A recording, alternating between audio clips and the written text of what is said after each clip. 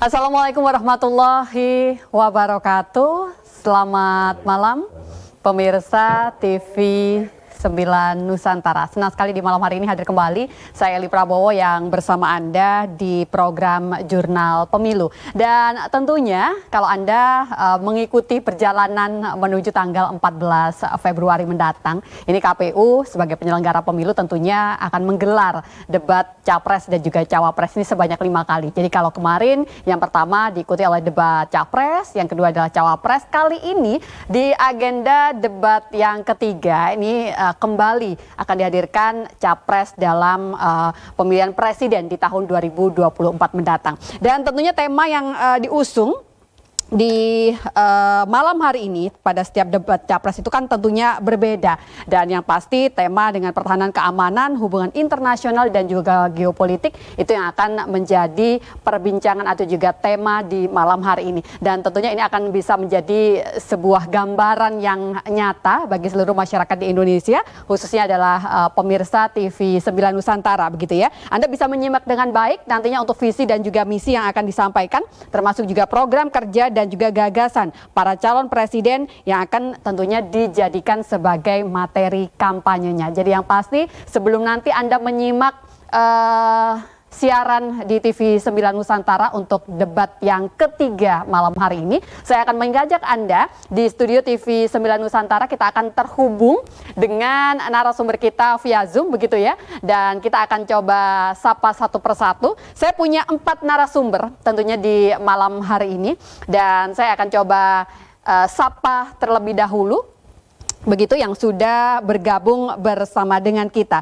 Benar, ini yang sudah tersambung, beliau adalah Pak Ahmad Munjid. Assalamualaikum Pak Ahmad Munjid. Sedang sholat. Oke, Pak Ahmad Munjid belum ya, berarti yang sudah tersambung bersama dengan kita beliau Bapak Hari Nugroho. Assalamualaikum Pak Hari Nugroho.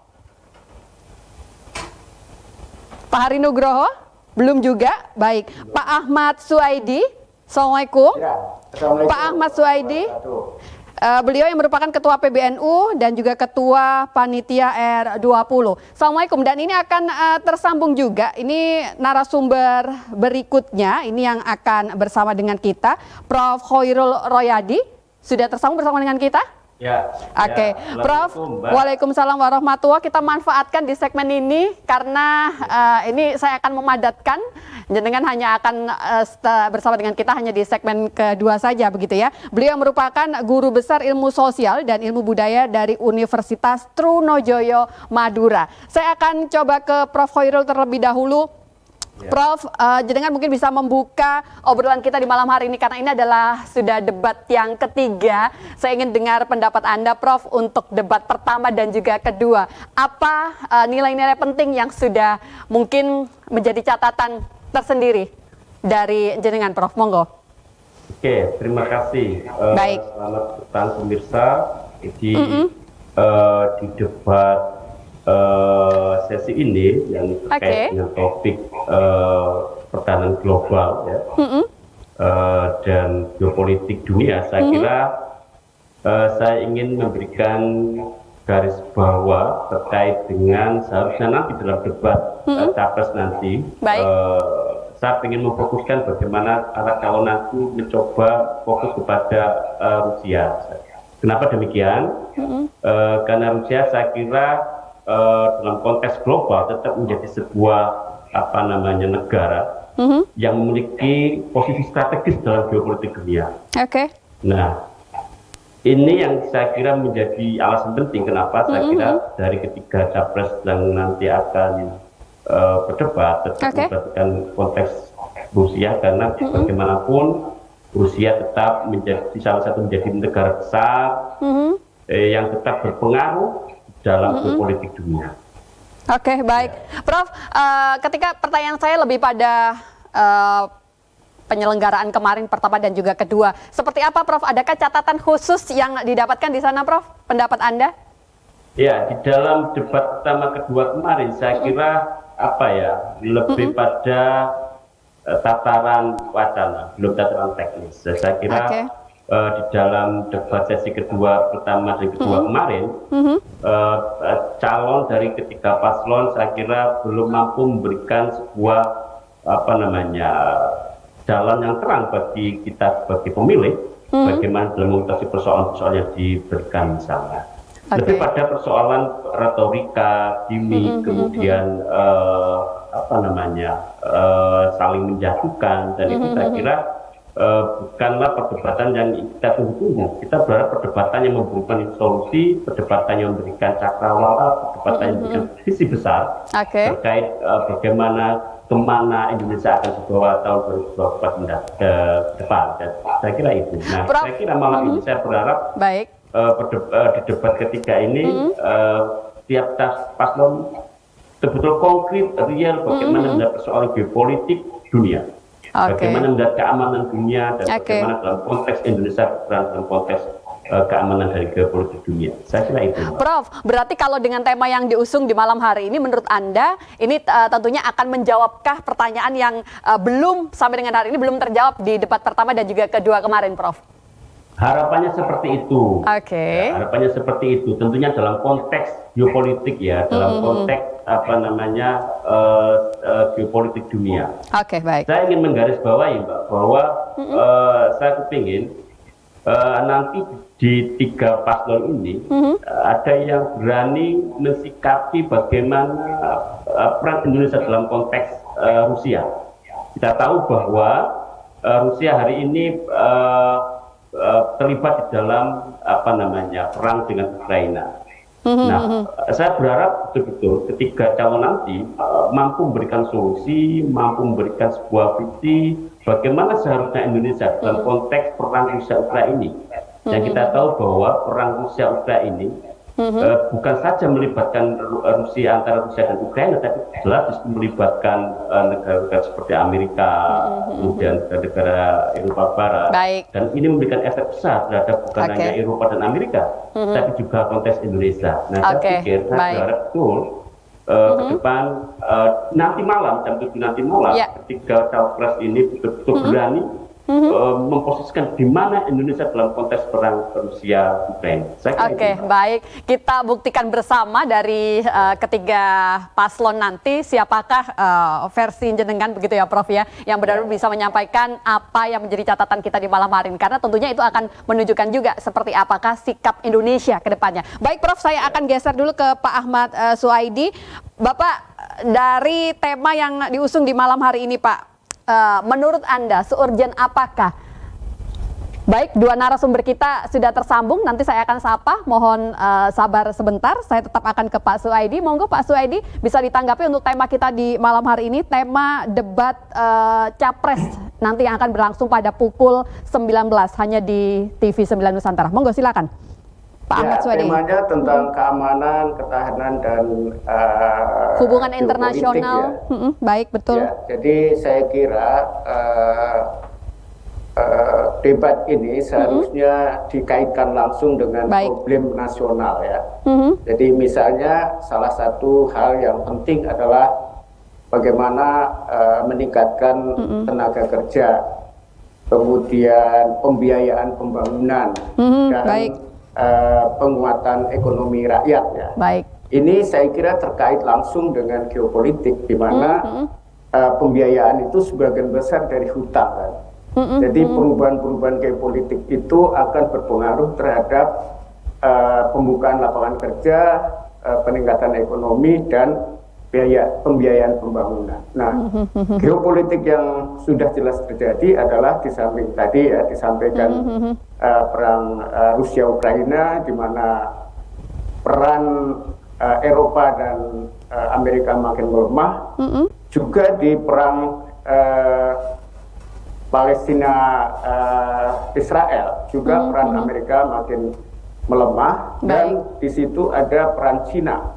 Misalnya dengan ketika mereka mempertemukan antara Arab Saudi dan Iran yang bermusuhan sejak puluhan tahun, di mana Amerika ada di belakang Saudi dan memusuhi Iran bersama-sama.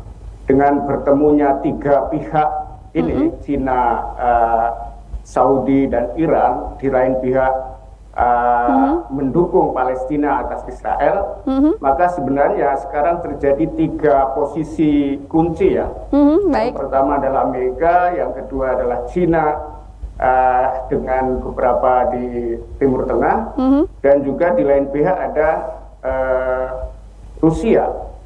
Nah, bagaimana kita Indonesia memperhitungkan perubahan-perubahan itu, dan bagaimana agar ekonomi atau apa ya yang bahan mentah penghasilan ekonomi Indonesia yang kemarin disebut sebagai hilirisasi itu tidak lagi terjebak pada dominasi dari luar negeri ya, dominasi dari 3 geopolitik tadi, pusat geopolitik tadi. Bagaimana Indonesia menempatkan diri sebagai pihak yang keempat, tetapi tanpa harus bermusuhan dengan 3 pihak tadi. Artinya bisa memanfaatkan 3 kekuatan tadi untuk kesempatan peningkatan lapangan kerja, ekonomi, dan pembiayaan pembangunan. Baik, Pak Ahmad Suwaidi, satu yang ingin saya tambahkan dari jenengan, Pak.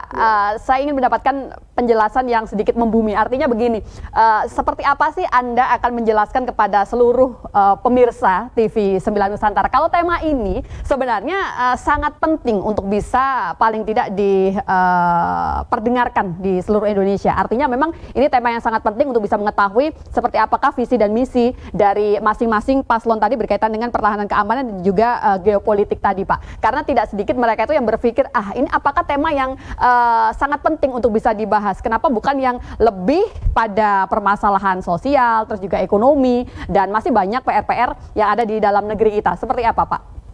Ya, dalam perubahan global sekarang ini tidak ada negara yang bisa hidup sendiri ya. Indonesia punya potensi mungkin penghasilan alam ya, seperti nikel, tambang pada umumnya dan lain-lain. Dan Eropa dan Amerika, juga China membutuhkan itu, juga Rusia. Rusia mungkin banyak tambang dan bumi. Nah, disitulah kuncinya bahwa peningkatan tenaga kerja dan ekonomi itu ada kaitan langsung dengan perubahan-perubahan di luar sana. Jadi presiden sekarang, apakah mereka bisa meningkatkan penyerapan tenaga kerja, peningkatan ekonomi dan pembiayaan pembangunan itu dari pola-pola perubahan tadi gitu. Misalnya kalau bekerja sama dengan Amerika, maka dia akan mampu membuka peluang kerja sekian ribu. Kalau dengan China sekian ribu, dengan Rusia sekian ribu, dan juga bisa melakukan ekspor dan lain sebagainya gitu. Sekarang ini ada satu tarik tambang ya, tentang misalnya tentang kriteria ya dari Eropa dan Amerika di lain pihak, dengan China di lain pihak, dan itu sangat mempengaruhi bagaimana target-target ekonomi itu bisa dicapai oleh Indonesia, dan berpengaruh kepada tadi peluang kerja, peningkatan ekonomi dan pembiayaan pembangunan. Ini 3 hal yang menurut saya menjadi kunci ketika kita bicara soal geopolitik dan perubahan-perubahannya. Baik, terima kasih. Ini artinya kita seluruh pemirsa TV 9 Nusantara sudah mendapatkan bekal begitu ya Pak ya, untuk bisa nanti menyaksikan bersama di debat Capres yang akan berlangsung pada pukul 19. Dan saya akan coba menyapa terlebih dahulu 2 narasumber kita yang sudah bergabung bersama dengan kita, Pak Ahmad Munjid, ini dari UGM. Assalamualaikum Pak Ahmad Munjid. Waalaikumsalam, Mbak Eli, apa kabar? Baik, terima kasih sudah tersambung, dan saya juga akan menyapa berikutnya ini Pak Hari Nugroho. Assalamualaikum Bapak, apa kabar juga? Suaranya hilang kayaknya Mbak Eli. Yang Pak Ahmad Hari, maaf Pak Hari Nugroho, bisa dengar suara saya Pak? Ya, suaranya nggak terdengar. Oke, baik, kita akan coba nanti untuk bisa memperbaiki secara teknis. Oke, Pak Hari Nugroho, apa kabar? Sehat juga untuk hari ini Pak? Ya. Baik, Bapak, Baik. saya akan ke Pak Ahmad Munjid terlebih dahulu. Silakan. Waktu kita di segmen ini sudah tidak panjang. Pak Ahmad Munjid, monggo bisa sedikit membuka obrolan kita di malam hari ini, Pak. Kalau tadi sudah dibahas tentang tema yang akan dibahas di debat Capres nanti, satu ingin saya tanyakan ke Anda, Pak. Sebenarnya apa sih yang menjadi tantangan Indonesia ke depan, Pak? Ini berkaitan di sektor keamanan, ketahanan, dan juga tadi geopolitik. Apa yang menjadi PR kita, Pak Ahmad Munjid? Oke, terima kasih Mbak Eli. Ya, jadi pertama konteks ya. Saya kira ada 3 konteks besar yang harus kita sadari bersama. Baik. Yang melatar belakangi pemilu kita pada tahun ini. Ya. Pertama, Indonesia adalah satu dari 3 negara terbesar demokrasi yang menyelenggarakan pemilu. Karena itu masa depan demokrasi itu sangat tergantung pada hasil pemilu kita. Baik. Jadi selain kita ada India dan Amerika yang juga tahun ini menggelar pesta demokrasi pemilu. Baik. India kelihatannya sudah ada di tangan Modi yang konservatif. Kemudian mungkin sekali Biden akan kalah dan itu artinya mungkin Trump juga akan menang di Amerika. Dan itu artinya demokrasi akan sangat muram pada tahun ini. Nah, hasil pemilu di Indonesia itu akan menentukan apakah kita akan mempermuram wajah demokrasi atau paling tidak kita akan sedikit memperbaikinya. Jadi saya berharap semua pemirsa menyadari betapa pentingnya kontribusi hasil pemilu kita terhadap wajah demokrasi di tingkat global. Itu yang pertama. Baik. Yang kedua, kita sekarang ini ada di situasi yang secara global itu diwarnai oleh konflik dan kekerasan. Ya, perang Ukraine belum selesai, kemudian Palestina sekarang juga sangat parah akibatnya. Kemudian jangan lupa sebelum terjadinya perang Ukraine dan konflik perang di Palestina, itu sebetulnya Taiwan merupakan flashpoint yang bisa meledak setiap saat dengan Cina. Jadi bukan tidak mungkin setelah ini mereda, mungkin Taiwan akan muncul. Jadi situasi global kita sebetulnya situasi yang sangat rentan. Oke. Nah, yang ketiga, Indonesia sudah lama absen menjadi key player di tingkat global. Ya, kita waktu zaman Bung Karno merupakan aktor global yang sangat diperhitungkan. Baik. Kemudian masa Gus Dur, meskipun sebentar, kita juga terlihat di panggung global. Baik. Tetapi sejak beberapa tahun terakhir itu peran kita di tingkat global itu hampir-hampir tidak terdengar. Kita hanya menjadi konsumen, kita hanya menjadi penonton. Nah, kita berharap bagaimana supaya hasil pemilu pada tahun ini mengangkat kembali peran Indonesia di tingkat global. Jadi saya kira nanti para penonton TV 9, saya berharap sambil mendengarkan para capres menyampaikan visinya, kita juga melihat siapa kira-kira kandidat yang punya potensi untuk membawa Indonesia ke tingkat global, menjadi aktor yang berperan signifikan. Baik. Nah, tentu dengan visi kita ya sebagai bangsa Indonesia yang baik, Pak Ahmad Munjid, nanti kita akan coba lanjut kembali, kita jeda sebentar dan pastikan Anda tetap bersama dengan kami pemirsa untuk Jurnal Pemilu. Sesaat lagi hadir untuk Anda. Baik, terima kasih pemirsa TV 9 Nusantara, Anda yang masih bersama dengan kami di Jurnal Pemilu. Jadi dialog kita di malam hari ini tentunya akan menghantarkan nantinya Anda tepat di pukul 19 begitu ya. Kita akan mengikuti bersama debat ketiga Capres ini tentunya menuju di 14 Februari 2024. Tentunya ini akan bisa menjadi bekal bagi Anda. Kalau tadi saya sudah menyampaikan ada banyak informasi penting yang sudah disampaikan oleh narasumber kita di malam hari ini. Setidaknya kalau di awal mungkin kita masih bertanya apa sih sebenarnya hal penting yang harus kita dapatkan, informasi apa yang bisa kita gali dari masing-masing paslon berkaitan dengan tema debat di malam hari ini yang lebih pada pertahanan keamanan, hubungan internasional dan juga geopolitik. Dan kita akan tersambung kembali begitu ya. Satu ingin saya sapa Pak Hari Nugroho. Selamat malam, Assalamualaikum Bapak, kembali kita tersambung dan kali ini giliran Pak Hari masih dengan pertanyaan yang sama Pak. Tantangan Indonesia ke depannya Pak, kalau versi Anda berkaitan dengan tema debat di malam hari ini, pertahanan keamanan, hubungan internasional dan juga geopolitik. Pak Hari, monggo. Pak Hari, bisa mendengar suara saya?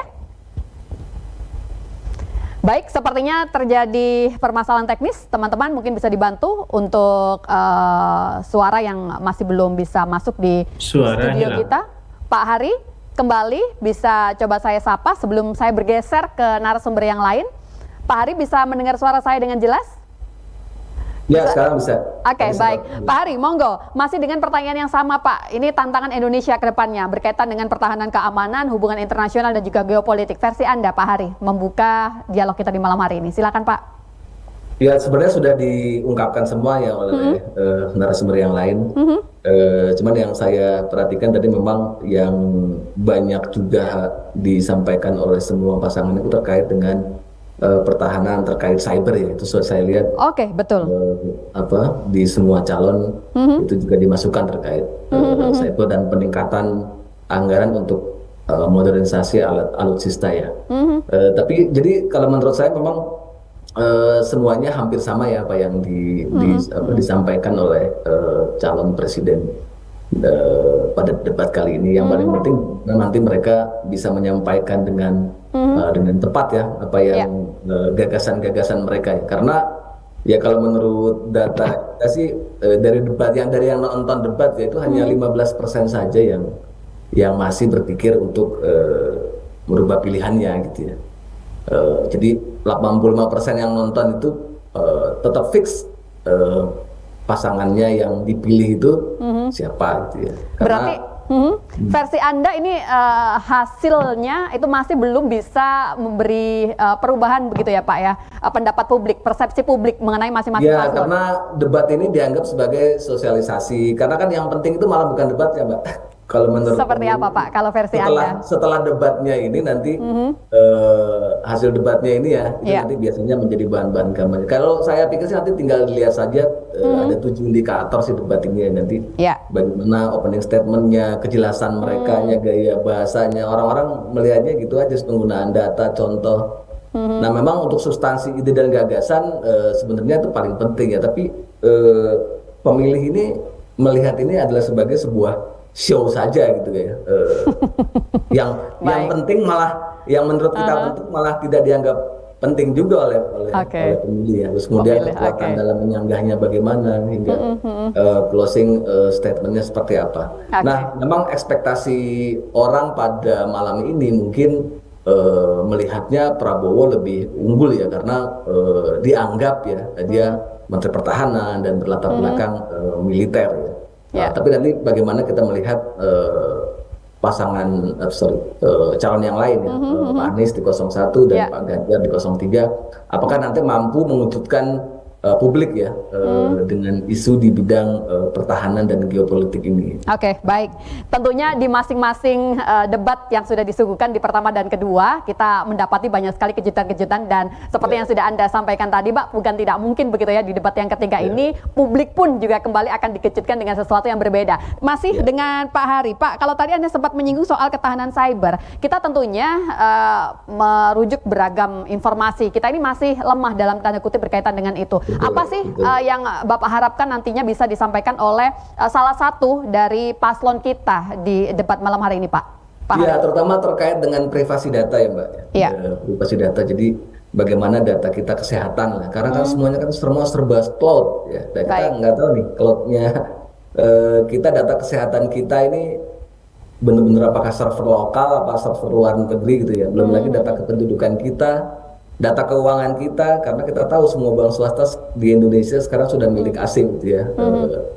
Kemudian yang paling penting adalah bagaimana keamanan data kita ini menjadi penting, benar-benar dijaga ya. Jangan sampai data Indonesia ya gampang mudah dilihat oleh pihak lain ya, atau pihak misalnya nih, kalau ngomong data kesehatan, apakah semua golongan darah orang Indonesia, orang luar negeri bisa tahu? Itu kan bahaya juga. Berapa persen penyakitnya apa ya? Kita hanya menjadi marker saja. Khususnya terkait dengan privasi data sih ya. Karena sekarang kita tahu sendiri, bahkan KPU pun terakhir kita dengar datanya itu ya, data pemilih bisa bocor ya, bisa dihack. Nah itu yang kita harapkan muncul dari masing-masing calon ya. Memang ada sih saya lihat di baik di 01, 02, 03. Cuman nanti bagaimana gagasan-gagasan itu akan muncul ketika debat ya. Jangan sampai juga ditulis ya, tapi ketika penyampaian gagasan idenya itu tidak sesuai begitu ya. Gitu. Hanya sebatas tadi yang tadi dikatakan oleh Profesor Vero atau Profesor Ahmad Munjid tadi, itu hanya sebatas gimmick-gimmick saja gitu ya. Baik. Terima kasih Pak Hari. Saya bergeser kembali ke Pak Ahmad Munjid. Pak, saya masih ingin melanjutkan Pak Ahmad Munjid dari beragam pemaparan di awal tadi yang sudah Bapak sampaikan. Versi Bapak, apa sih sebenarnya yang diharapkan publik Pak, yang paling dinantikan di debat ketiga di malam hari ini? Pak Ahmad Munjid, versi Anda seperti apa? Ya, terima kasih Mbak Eli. Jadi saya kira terutama dengan beberapa perkembangan terakhir dan situasi demokrasi kita, itu peran tentara terutama ya, itu perlu didudukkan ulang. Salah satu keberhasilan reformasi adalah menghapus dui fungsi ABRI. Dan sekarang ini ada kecenderungan ABRI masuk kembali, TNI masuk kembali ke wilayah-wilayah yang politik, ekonomi dan lain-lain. Dan itu sudah menggelisahkan banyak orang. Saya kira itu juga akan ditunggu bagaimana para calon presiden itu akan menyampaikan di mana posisi TNI sebetulnya di dalam kehidupan berbangsa. Karena kalau nanti TNI terlalu banyak mengurusi hal-hal yang sebetulnya bukan urusannya, akibatnya tanggung jawabnya sendiri akan terbengkelai. Pertahanan laut kita sangat lemah. Pertahanan umum kita juga sangat lemah, tetapi justru tentara sekarang kelihatannya cenderung mengurusi hal-hal yang sebetulnya bukan urusan tentara tapi urusan polisi. Itu misalnya salah satunya ya. Yang kedua, publik sebetulnya juga sangat mengharapkan debat ini menjadi debat yang hidup, yang dibingkai oleh prinsip nilai yang jelas. Jadi bukan cuma adu program yang jadi nanti kelihatannya seperti yang disampaikan Pak Heri tadi, antar kandidat itu sama saja yang disampaikan. Nah, yang akan membedakan sebetulnya adalah prinsip nilai. Kenapa seorang kandidat merancang program seperti ini? Prinsip nilai seperti apa yang mendasari dan apa yang ingin dicapai? Jadi misalnya keberpihakan terhadap Palestina atau relasi dengan Cina atau nanti leadership di tingkat ASEAN atau leadership di dunia Islam, itu sebetulnya nilai apa yang menggerakkan dan apa yang mau dicapai, dan itu tentu harus didukung juga dengan data dan fakta. Nah, itu yang saya kira absen di dalam perdebatan selama ini, dan itu yang ditunggu oleh publik. Oke Pak, berarti belajar dari debat pertama dan juga kedua kemarin, Anda melihat poin-poin yang Anda sampaikan di malam hari ini yang menjadi sebuah harapan itu semuanya masih belum tersampaikankah Pak sebenarnya di debat satu dan kedua, tentunya dengan tema yang berbeda ya. Tapi apa poin-poin pentingnya sudah tersampaikan versi Anda Pak Munjid? Iya, belum. Jadi misalnya sekarang kalau dalam topik misalnya keberpihakan terhadap Palestina. Itu sebetulnya secara konkret apa yang mau dilakukan oleh pemerintah Indonesia. Sekarang ini justru yang punya peran besar itu negara-negara bukan Islam, termasuk Afrika Selatan. Jadi Afrika Selatan yang menuntut Israel, membawa Israel pada pengadilan kriminal internasional, menuntut mereka sebagai pelaku genosida. Kenapa bukan negara seperti Indonesia yang negara terbesar Muslim? Dan kalau kita bisa memingkai Indonesia adalah negara Muslim terbesar, dia harus menjadi pemimpin dunia Islam. Di sana yang menderita itu banyak orang Islam. Mestinya Indonesia bisa mengambil peran itu, meskipun tidak harus dibingkai dengan keberpihakan hanya berdasarkan agama, tetapi sebagai negara terbesar Islam yang harusnya menyampaikan leadership di tingkat global, itu Indonesia bisa mengambil peran dan bukan diambil oleh Afrika Selatan atau negara-negara lain. Nah, saya kira itu hal-hal seperti itu yang sangat krusial bisa dimainkan. Jadi hubungan dengan Cina juga begitu. Kenapa? Bagaimana kita menerima investasi modal dari Cina? Apa yang sebetulnya ingin kita capai, apa yang harusnya kita hindari. Jadi kita selama ini lebih banyak berkutat pada pragmatisme politik. Tetapi prinsip nilai dan visi dari masing-masing kandidat ini belum kelihatan cukup jelas. Itu yang sebetulnya sangat ditunggu oleh publik. Oke, semoga dari pemaparan ini tadi bisa menjadi bekal kita bersama. Terima kasih Pak Ahmad Munjid. Saya kembali bergeser ke Prof. Khoirul Royadi. Prof, ini saya kembali ke Anda, dan satu yang ingin saya kembali tanyakan, ini posisi Indonesia, Prof, di hubungan internasional, tentunya di bidang ekonomi. Seperti apa, Prof, yang Anda lihat untuk sekarang ini?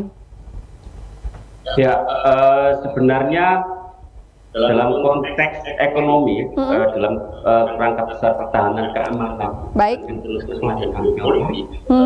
saya kira posisi ini sangat penting.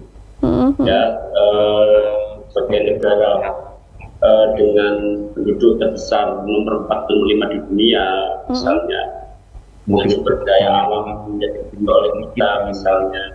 Itu semua menjadikan bahwa sebenarnya Indonesia menjadi sebuah negara yang penting dan strategis di dalam bersama dengan negara-negara lain.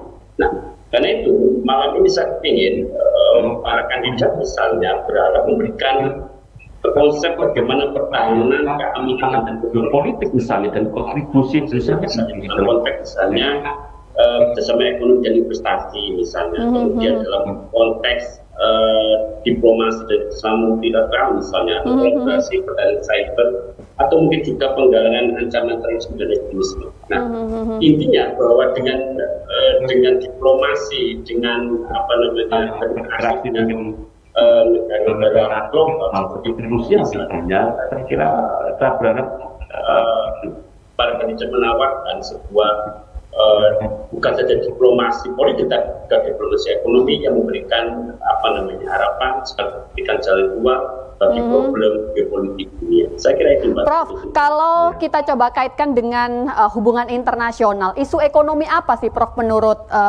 Prof. Khoirul Royadi yang harusnya ini bisa ditangkap oleh salah satu atau masing-masing paslon kita yang akan debat di malam hari ini, Prof? Ya, kalau kita mengenal namanya BRICS ya, jadi jurusan bersama internasional itu Brazil, Rusia, China, dan Selatan. Nah, dalam konteks ekonomi misalnya, Indonesia juga bisa menangkan konteks ekonomi sebagai kota geopolitik di luar BRICS misalnya, sebagai konteks ekonomi ekonomi yang lebih berkeadilan misalnya. Selama ini kita tahu bahwa ekonomi dunia itu lebih banyak dikuasai oleh beberapa negara kuasa. Nah, saya berharap malam ini misalnya para capres, para kandidat ini menawarkan sebuah diplomasi ekonomi yang berkeadilan bagi negara berkembang seperti Indonesia, bagi negara berkembang seperti kita ini. Dan saya menawarkan sebuah konsep ekonomi yang berkeadilan, ekonomi yang lebih negara bagi negara-negara berkembang masuk Indonesia. Baik, Prof, karena Prof. Khoirul Royadi akan ada acara dan tidak bisa berlanjut sampai akhir acara di malam hari ini. Monggo Prof, saya memberikan kesempatan kepada Anda untuk bisa closing program di segmen ini untuk Prof. Khoirul Royadi. Prof, bisa disampaikan apa pesan-pesan yang ingin atau bisa disampaikan untuk pemirsa TV9 berkaitan dengan debat nanti yang akan kita saksikan bersama di pukul 19, dan tentunya jangan sampai ini hal-hal pentingnya terlewatkan oleh seluruh pemirsa TV9. Monggo, Prof.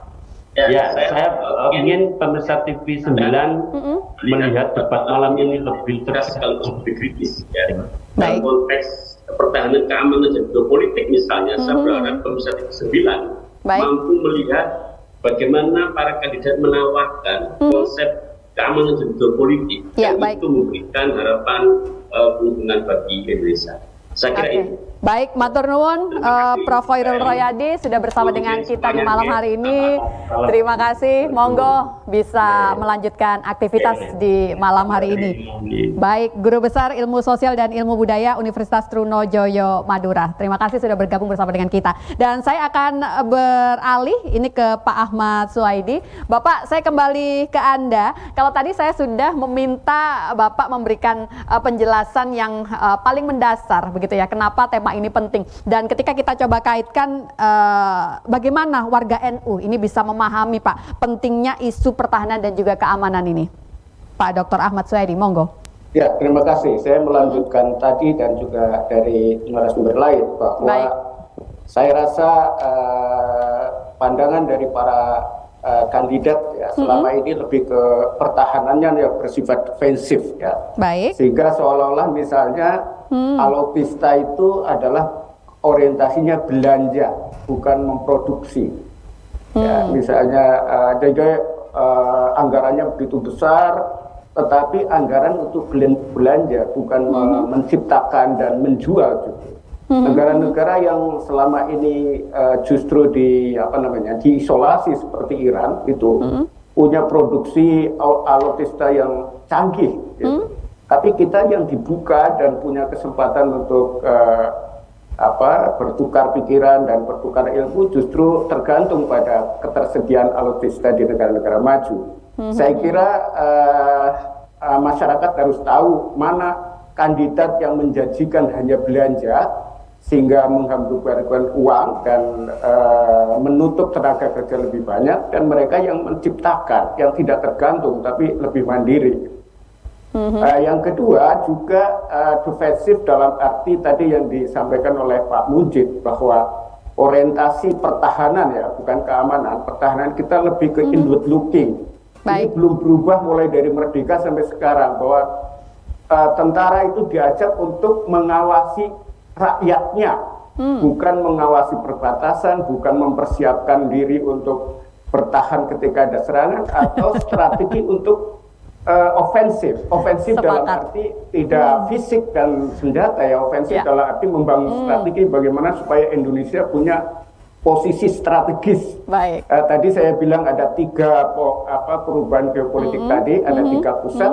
Bagaimana Indonesia menjadikan keempat sehingga kita bisa bersaing, dan implikasinya adalah kita bisa mendapatkan nilai lebih dari sisi tenaga kerja, ekonomi, dan pembiayaan pembangunan tadi. Nah, inilah saya kira, dan saya kira tadi itu ya ketidaktepatan menempatkan tentara dalam implementasi ketahanan ini akan merugikan ekonomi dan politik rakyat, karena pembiayaan kepada tentara itu untuk mengawasi rakyatnya, bukan untuk mempersiapkan diri pertahanan. Ya, saya kira itu. Baik, nanti kita akan coba lanjut kembali, Bapak. Luar biasa, tamu-tamu saya di malam hari ini benar-benar bisa memberikan informasi secara detail berkaitan dengan debat yang nantinya akan berlangsung pada pukul 19. Kita jeda sebentar dan pastikan Anda tetap bersama dengan kami di program Jurnal Pemilu sesaat lagi untuk Anda.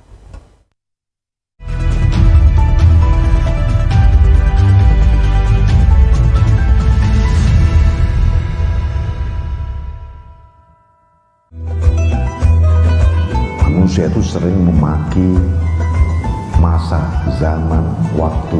Wah, hari ini sial banget aku. Loh, kata Allah, wa ana dahr, dan aku adalah sang waktu. Maksudnya apa? Aku ada di balik waktu itu. Semua waktu ada Allah.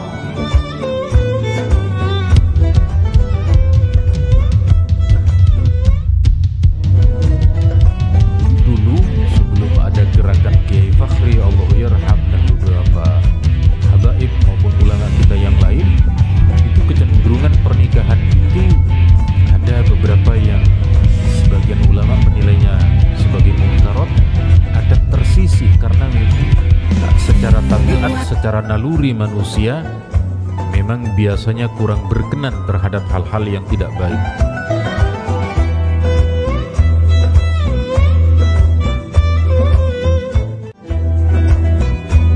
Wali-waliyat dan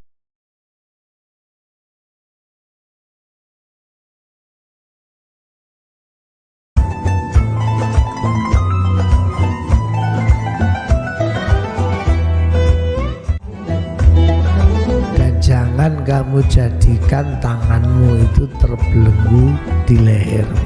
Ini kewajiban bayar anak sekolah sekian, ini harus beli beras sekian, itu hemat. Sing gak oleh iku momot.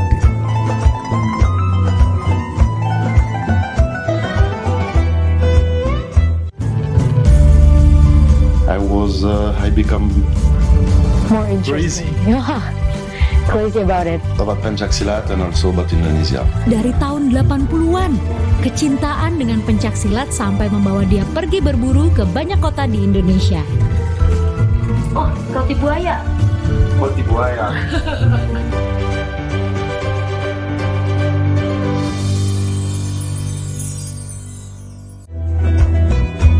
Jadi wong kok uripe terimane kerja, ngomah istirahat, mikir anak bojo, ya standar.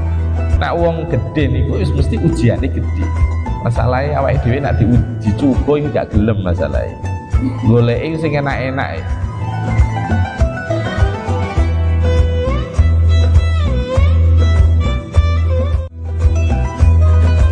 Manusia itu sering memaki masa, zaman, waktu. Wah, hari ini sial banget aku loh. Kata Allah, wa ana dahr, dan aku adalah sang waktu. Maksudnya apa? Aku ada di balik waktu itu. Semua waktu ada Allah.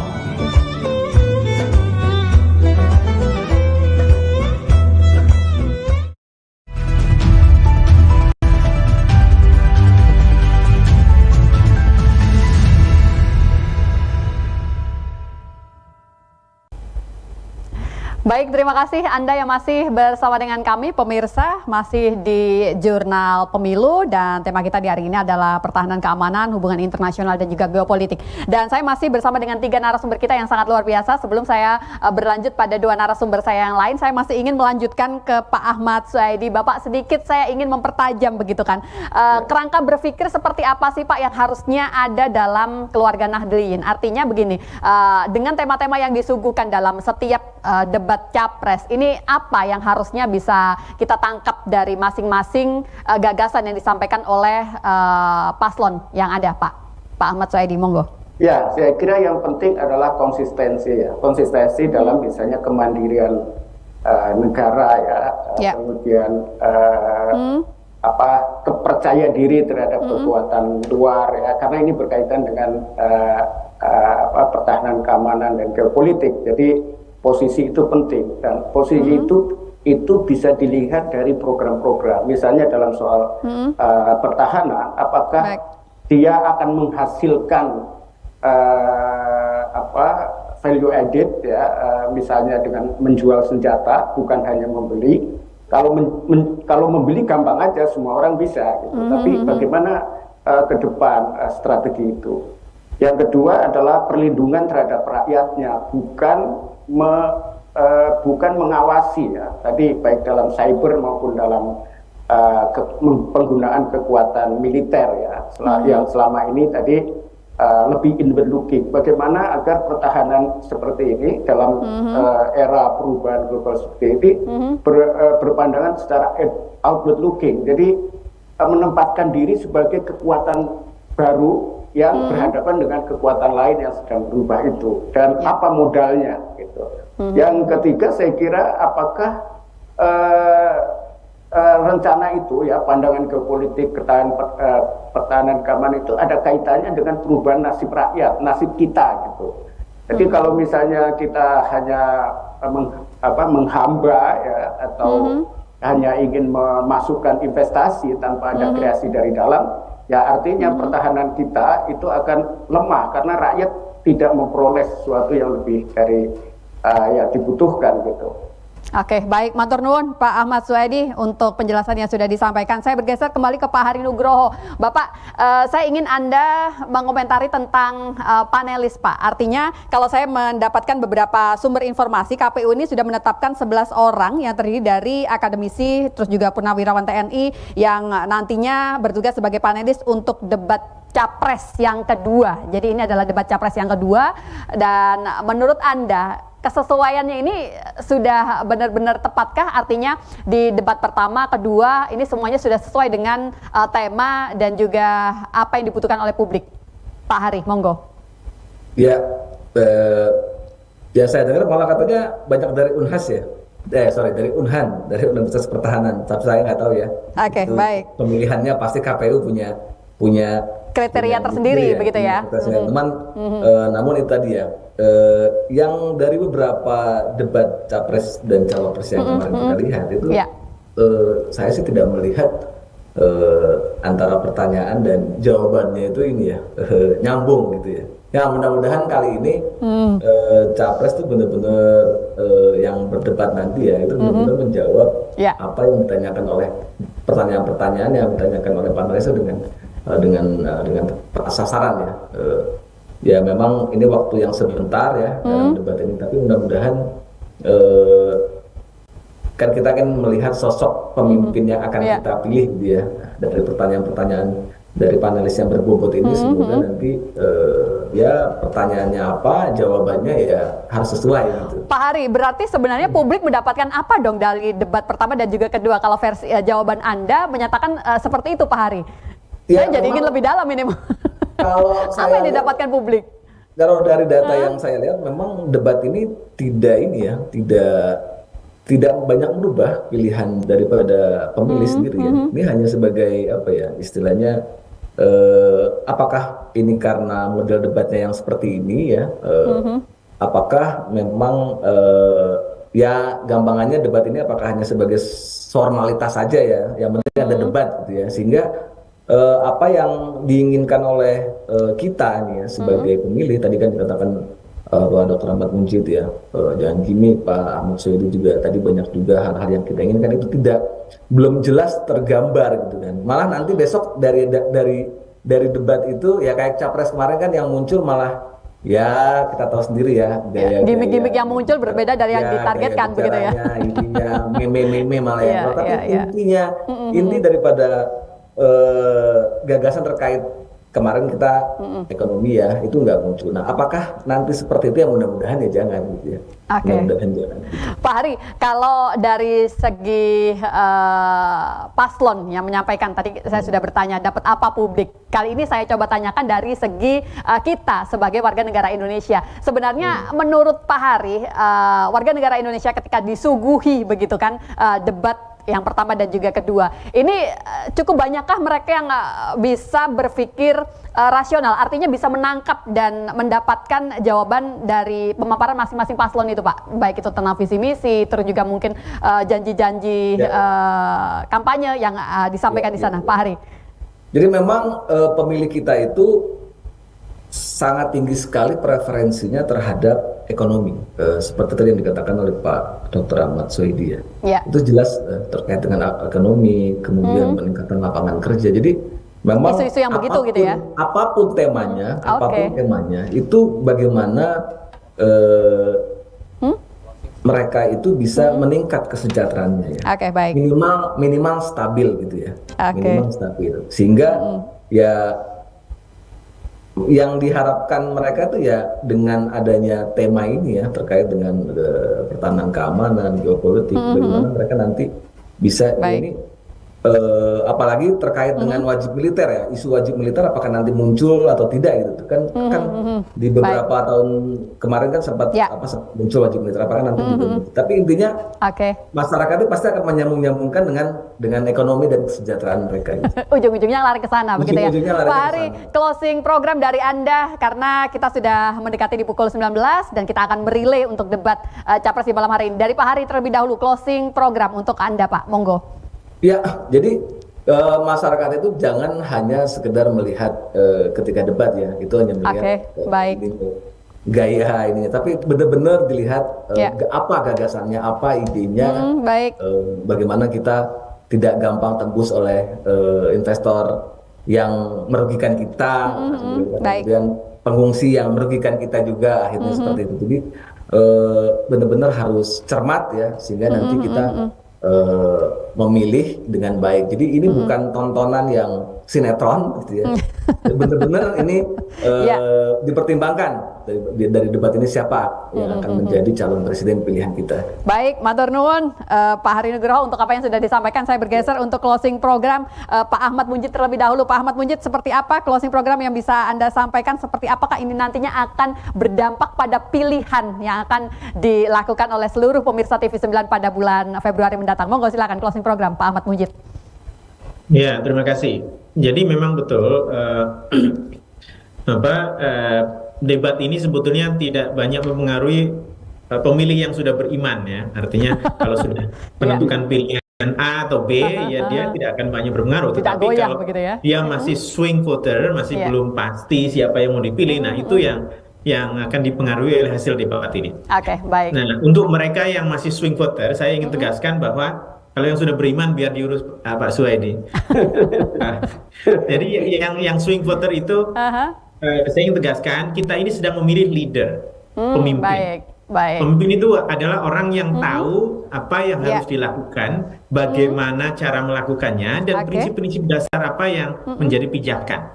Nah, dalam isu global, hubungan internasional, pertahanan internasional, dan geopolitik ini, kita ingin mendengar mana kandidat yang dia tahu akan membawa bangsa Indonesia kemana, akan mencapai apa, dengan dasar-dasar apa, yang itu akhirnya harus diwujudkan secara konkret dengan data, bahwa itu bermanfaat bagi kita sebagai bangsa Indonesia, bangsa yang merdeka, yang bermartabat, yang setara dengan bangsa-bangsa lain, dan karena itu dengan pemimpin yang seperti itu, bangsa Indonesia akan kembali bisa menjadi key global player. Dan itu yang saya kira perlu dilihat dalam perdebatan pada malam hari ini. Baik, terima kasih. Bisa menjadi bekal. Terima kasih Pak Ahmad Mujid. Sayangnya memang kalau kita merujuk data, begitu ya, angka swing voter kita dalam setiap pesta demokrasi itu masih cukup tinggi. Itu artinya berarti masih akan ada banyak perubahan. Semoga. Dan saya akan closing program. Monggo silakan Pak Ahmad Suhaidi. Sedikit sekali kesempatan. Silakan, Pak. Saya kira penting sekali ya untuk mendengarkan para kandidat ya. Tapi bukan hanya jawabannya, tapi juga intinya dan yang menguntungkan kita sebagai pemilih apa gitu. Karena debat itu kayak multiple choice, mereka itu hanya dipersiapkan untuk menjawab. Jadi seringkali antara pertanyaan dan jawaban tidak sinkron karena memang jawaban itu sudah disiapkan dari rumah gitu, tidak sesuai. Jadi spontanitas saya kira itu akan menjadi ukuran juga. Jadi apakah jawaban itu spontan dan sesuai dengan kebutuhan kita apa tidak. Oke, baik, matur nuwun semua narasumber yang masih bergabung bersama dengan kita, Pak Ahmad Suhaidi, Pak Hari Nugroho, dan juga Pak Ahmad Mujid sudah bersama dengan kita. Matur nuwun sekali untuk bekal yang sudah disampaikan. Selamat menyaksikan debat Capres ketiga di malam hari ini, begitu ya, yang akan bersama-sama kita saksikan hanya di TV 9 Nusantara. Terima kasih sudah bersama dengan kita, dan tentunya sekaligus kita pamit undur diri di program Jurnal Pemilu, dan selamat menyaksikan debat yang berlangsung di malam hari ini untuk Anda pemirsa. Wassalamualaikum warahmatullahi wabarakatuh. Terima kasih Pak.